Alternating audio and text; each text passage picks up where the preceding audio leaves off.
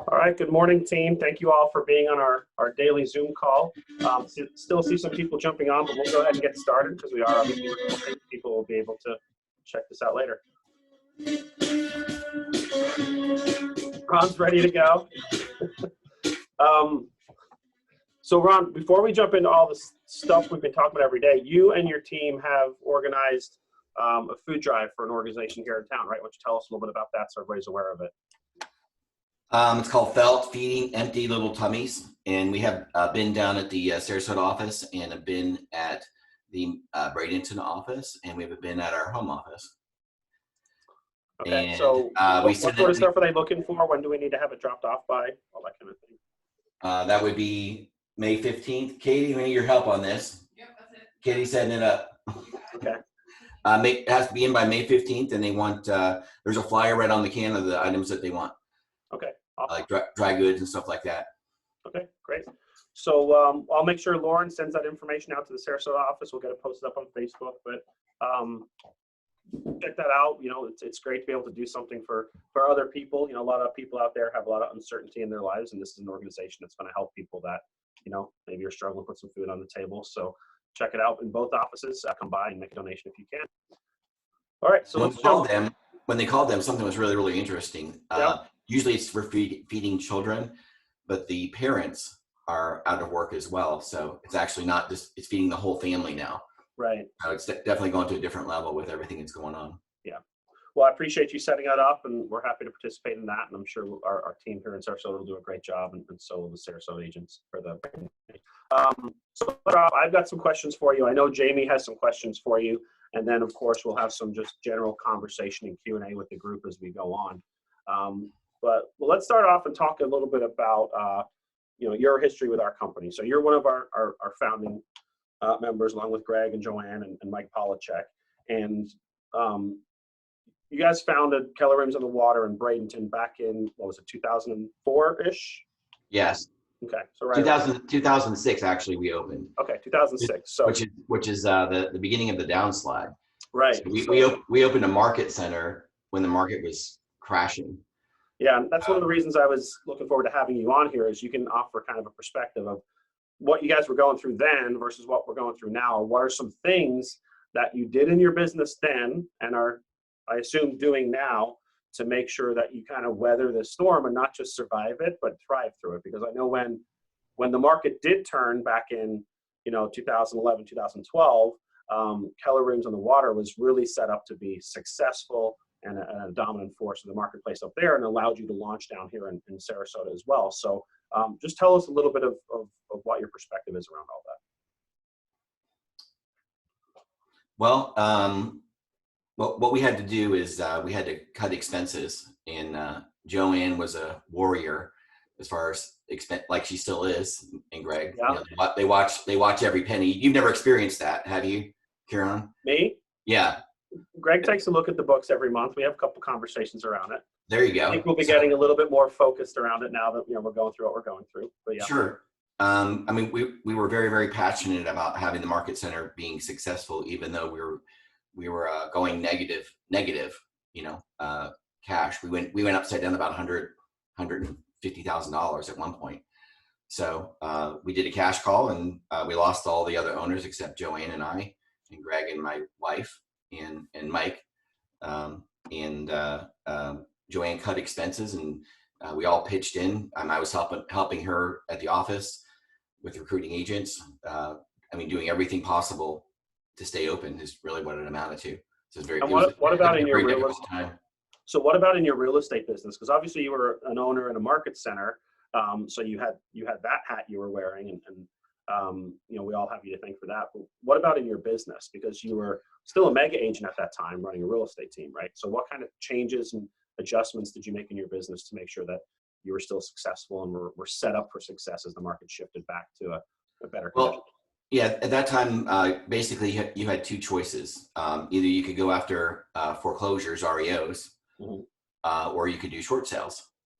So I took I went to some classes on short sales, and I developed an entire short sale system from beginning to end. I did majority of all my own paperwork. It's like 15 pages. I got all my complete presentation down. I even went as far as got my MLO license so I could charge for short sales. So many a time we were making more on the short sale portion of it than we were on the actual commission. So at least half of our business was short sales during that time. Okay. So, I mean, what I'm hearing is you looked for an opportunity in the market at the moment, right? So you didn't just sit back in your laurels and say, well, this is how I've always done it. You looked at the market and you said, well, the opportunity is either going to be here or here or here. Which one do I want to plug in? And then you went around educating yourself and building your skills in that section of the market that you wanted to plug into. And I think that applies to any market. So we may not have the same opportunities in our market now, right? Maybe short sales become a thing, maybe they don't. We don't really know where it's going to head, but there's definitely going to be opportunity in the market because it doesn't matter what's happening in the economy, doesn't matter what's happening in government. People are always doing something at home. So I think it's important. There's always opportunity. We just have to maybe take a step back, look at it and say, where do I need to educate myself and build my skills? So sure. Well, the old adage is you can lead a horse to water, but you can't make him drink, right? Right. But you know what you can do? What's that? Put salt in the oats. Okay. Right. But do you know what I'm looking for? Yeah. Motivate them to drink. No, I'm looking for thirsty horses. Okay. So right now, what you want to do is you want to look for the thirsty horses. Who are the thirsty horses? And present an opportunity to them to have the pleasure of working with you. Right. So focus on what are people afraid of right now? Where they're concerned about people coming in their home and getting coronavirus. So what are we doing? We're supplying gloves. For any showing, there'll be a little trash can in front, and there's going to be. Went down at the Walmart and got a set of gloves. Couldn't get enough masks, of course, but we have booties. Pre-qualified buyers only. Period. So we're making the showings restrictive, to protect sellers. And are the buyers that you're finding out there now, what I've heard from other agents is that the buyers that are in the market right now are serious buyers. You don't have a lot of tire kickers or people just looking for something to do on the weekend, right? They're serious about purchasing a home. They are those thirsty horses without question. Okay. I kind of call it like Christmas. Right around Christmas, no one looks for a home unless they really have to have one. Right. So just kind of pretend it's like that. It's like Christmas. Okay. So the calls you get, don't miss one. Do not miss an opportunity. Answer your telephone. And what are you guys doing around generating those leads for buyers, for sellers, whatever it is you're working on? Where are you guys getting your business right now? We're getting our business from Boom. We have Boomtown. So, and okay. all the normal methods and sign calls and okay.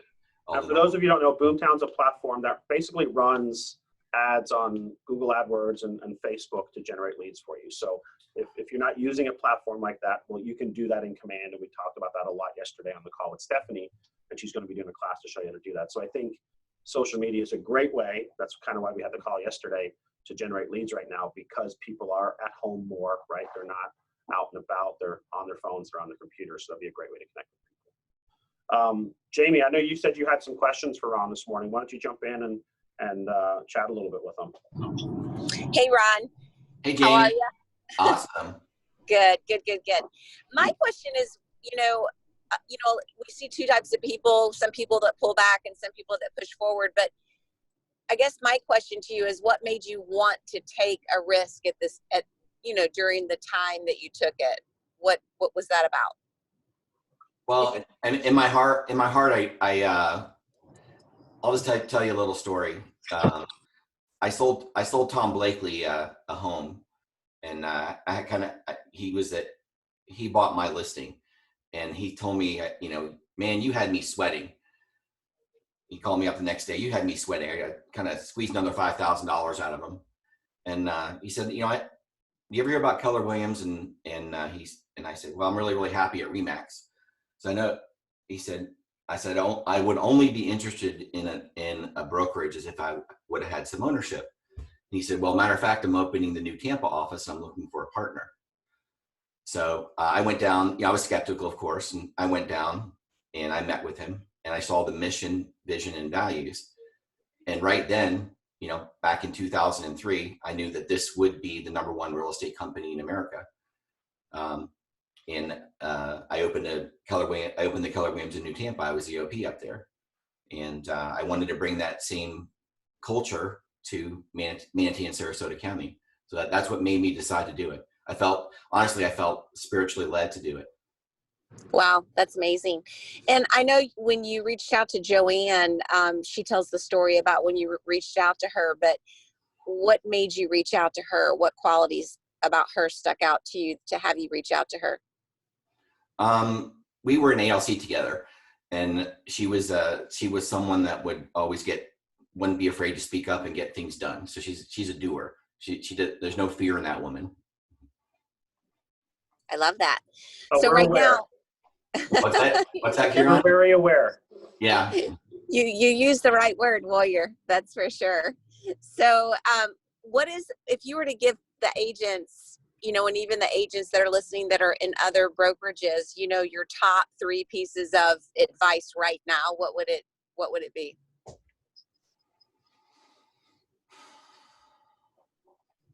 Because they're hearing a lot of advice. I would say winners are the ones that try the hardest and don't give up. So I would say number 1, don't give up and don't quit. Always get back to the basics. It's always about the basics in whatever you do. Our basics are making phone calls. So we call people and we call our past clients and we stick to it, and we answer our telephone. We do the basics every single day. We just keep doing it. And we know that this wave is like in emotion. Emotions pass every single day. So you crest and it falls. So this will crest and it'll fall, and it'll come back with a vengeance. Back in 2011, we were at the bottom of the market. We had 600 realtors. We did very, very good moving forward because we stayed with it. And we found a way to survive, and not only survive, but be profitable and show a profit. And you had one. Did you have a third piece of advice?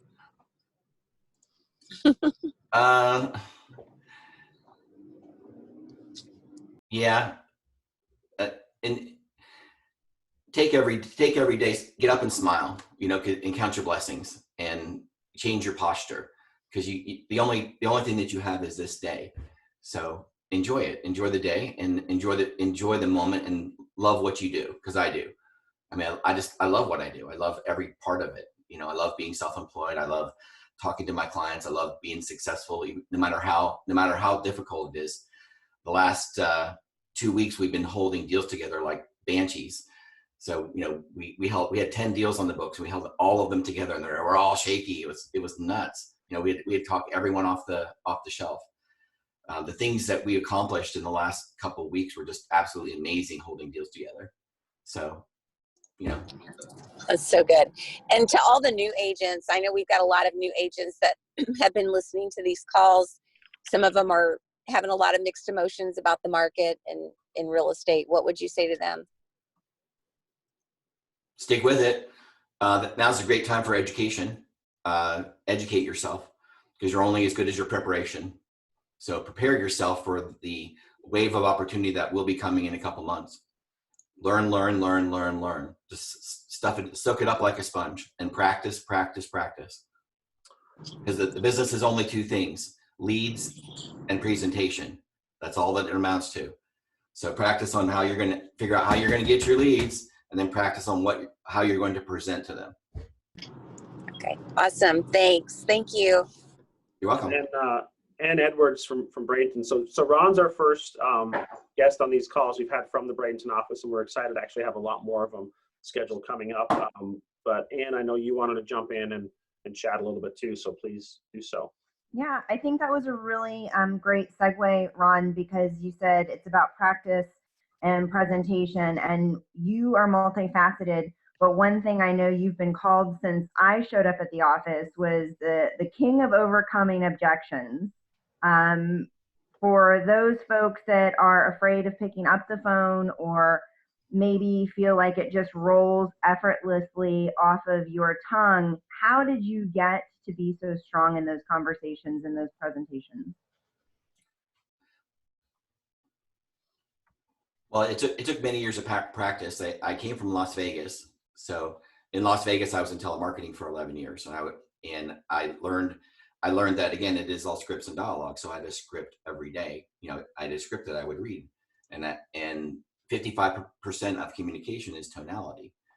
So to answer your question, how I got so good at them is I learned them. I understood that tonality is very, very important. And then I practice them every single day. I practice them in my mind. Do you still practice, and does your schedule look the same it does today as it did 60 days ago, as it did a year ago? No, it doesn't, right? We're focusing a little bit more on systems. We're embracing this downtime to do the things that we wish we would have done in November and December that we didn't get done. So we're working on 7 different things right now. Updating websites. We're doing our What's Next book. Ben is working on streamlining a system to get our listings marketed more effectively. Updating 2 websites. We're doing our food drive, closing our deals. We're sending out weekly email updates. So we're extremely busy on refining our systems. We're also doing videos. We're starting a video program called Ask a Broker. So we've got 3 of those done right now.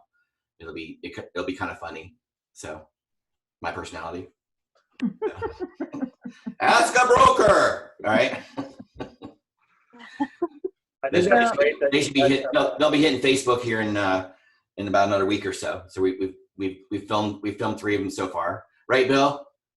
Thumbs up. Say thumbs up, Bill. Bill's in it. He's co-star. So his son's been working his butt off getting them together. So doing all kinds of things. We're just so excited about the wave that's going to come after this.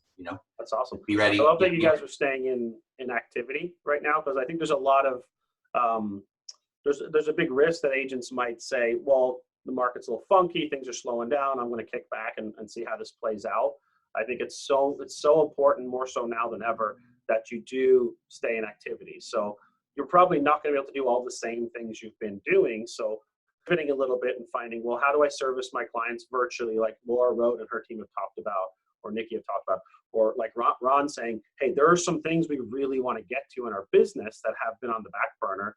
Now is a great time to do that. Some agents are pouring their extra time into education and learning new skills or systems or whatever it might be. So the key is stay focused on your business and understand that you still need to wake up every day and go to work, right? It may not be the same work you've been doing, but you need to stay in action. So. Absolutely. We go on our toilet paper hunt in the morning. So we call our clients, if you need something. So we have a little extra toilet paper for them if they need that. So awesome. Mm-hmm. Joanne, you had messaged me and said that you had something you wanted to chime in with. So please unmute yourself and share. Well, for the person that has known you the longest on this call, what I want to do is, I don't necessarily know if I have a question for you, but I will say that when you are around people and you see talent, you definitely lift them up. And that your systems, when you're always working on your systems, dude. From the time I met you with the big books this way and whatever, you have always worked on your systems because you've wanted to be better and the best. And for those of you on the call, you have no idea how many calls I took, people saying, oh, Ron Pepka, he made me sign an addendum. He made me blah, blah. You can't make me. Ron was always looking for ways to make his clients' deals stick. And the agents on the other side would say, he can't do that. And I'm like, if the seller said it in writing, yeah, he can. So one of the things you can learn from him is when he talks about his 10 deals and them being rocky or got hair on them or whatever, he always, so reach out to him because he knows how to keep those deals together. And I remember this explicitly. Why would you ever write a contract for a buyer so they can get out of it? What are you doing? Why would you ever do that? Because people would say, well, I'm going to write it loosey-goosey because if they want to step back from it. Why would you ever do that? Right? So it was one of the biggest things. I know Mikey P's on the call too that we learned from Ron. You write those offers to keep people into them. Now we're not saying to keep them in if they need to get out because of an inspection or something like that, but you don't be loosey-goosey. And that's what Right. Pepka taught us how to do. And we went through a lot. And personally, Ron has gone through a lot. I've gone through a lot. And I think anyone who really sticks it out has probably had some toughness, like Catherine Surratt. There's people on this screen that I'm seeing right now that had stuff that makes them stronger. So if you're feeling a little down, reach out to those of us who have a story like Jamie, etc. But I want to thank you for being on the call, Ron. Thanks for having me. Thank you. Thanks, Joanne. And just kind of coming back to what Joanne was talking about there and what Ron mentioned, kind of I think at the beginning of the call. For those deals you do have in your pipeline right now, we're not really seeing. Alex has been calling at my office. Alex has been calling every day, checking on agents that have deals closing. We're not seeing deals fall apart because of what's happening with coronavirus or with the stock market. I think we'll see a little bit of a slowdown in people writing new deals, right? And that's where we can start to find ways to stay engaged in our time and different activities. But the business you have right now, you really want to bulletproof that, like Ron was talking about. Section or chapter 12 of this book is bulletproof your transaction. And for those of you who got it yesterday, we have 3 more days of the Shift workshop with James Shaw. That's starting right after this call today. I'll put the link in the chat so you guys can jump onto that. But I'd recommend doing that too. So for the last 4 or 5 minutes of the call, because we do need to finish on time so we can jump into Shift, I just want to open it up to kind of everybody that's on the call. What kind of questions do you guys have, either for Ron or someone else on the call that you've personally, or a general question for the group? Let's speak up and see if we can't get some best practices. Hi, it's Lorraine. Hey, Hi. where do you see the cheese moving in this, what I consider to be a health crisis versus real estate crisis? Where do you see the new opportunity coming out of this? Well, there's going to be some attrition, whether we like it or not, and hopefully they'll be all at other brokers. So they'll be, yeah, there you go, Joanne, thumbs up. So that's what I'm looking forward to the most. People that aren't necessarily committed to the business 100%, that they'll go do something else. That'll be the number one opportunity. The second opportunity is for you to be honest with your sellers. If they really, really want to sell right now, you want to focus on price reductions. Showings are down 62%. So don't be shy about it and just ask what their motivations are. I do see prices probably slipping back a little bit. I am seeing more new listings go on the market and less go get sold. So we'll probably just have a little bit of a slip, and then it's going to come back with a vengeance is where I see it going. So Anne mentioned earlier, you're the king of scripts, king of overcoming objections. What kind of conversations are you having with your sellers around price reductions? Maybe just share that with us a little bit in the last couple of minutes that we have. Well, I'm giving them data that data that you can't argue with data, can you? Right. So I called Showing Time yesterday and asked for their graph and to show where showings were going. And I thought they showed me where it was. And then, so I have a number. Showings are down 62% statewide. What does that mean? That alone doesn't mean anything. Then we have to look at inventory. So I look over for the past 30 days, I see there's more new listings than there are sales. So I see we have 1,875 for sale. So I can see the inventory starting to tick up. So, and that's what I tell sellers. And also I have to set the expectation. This might be a long haul. I mean, this may not sell for 8 or 9 months. Do you want to stay in it or get out of it for now and then jump back in it? So set the expectation so they're not disappointed. That's all. And what do you, I know another part of what we talk about in Shift and something we're going to be doing in the workshop is talking about pricing your listings, right? Because there's that in a Shift when we're kind of on this part of the curve, you get a lot of sellers that get trapped chasing the market, right? Sure. Down. So what kind of advice would you give the agents on the call about, where we should be pricing our properties and how we should be communicating that to the sellers out there? Well, number one, it's not possible to underprice your home. If you underprice your home, I'll get 7 realtors in here. It'll create an auction-like atmosphere. and we will sell it for more than what we listed it for. Love that. Yep. Get them in, buy into that, and then say, in a market of rising values, time is on your side, because you can overprice your home, let time go by, and eventually the market will catch up with the price that you asked. In a falling market, time is your worst enemy, because as time goes by, your home is just worth less. So it depends on where you want to be. So you'll always have to price ahead of the curve. And if you price ahead of the curve, at least your home will be sold and your neighbors will still be on the market. Right. And you'll get more today than you will in 4 months from now. And let's ask them what they want to do. Right. You know? And I think that's great. Like you said, you can't underprice your home because, well, the listing agent doesn't choose the price of the home. The seller doesn't choose the price of the home. The market does. The price of the home. So I think you're absolutely right. And we see that time and time again from people that succeed in these tough times is they get aggressive with their pricing. They communicate that to their clients and they understand that that's going to provide the best outcome for them. So I think that's a great point to finish on, guys. That's a couple great scripts you can use with your sellers right now. Great. Can I add one thing? Yeah, go ahead. I always add, I say there is an improper way to handle that situation though. And that's by taking the first offer that you receive. So we always list on a Thursday. We don't take offers till the following Tuesday. So we at least expose it to the market. So okay. you don't take the first offer that you get, no matter how much they yell and scream.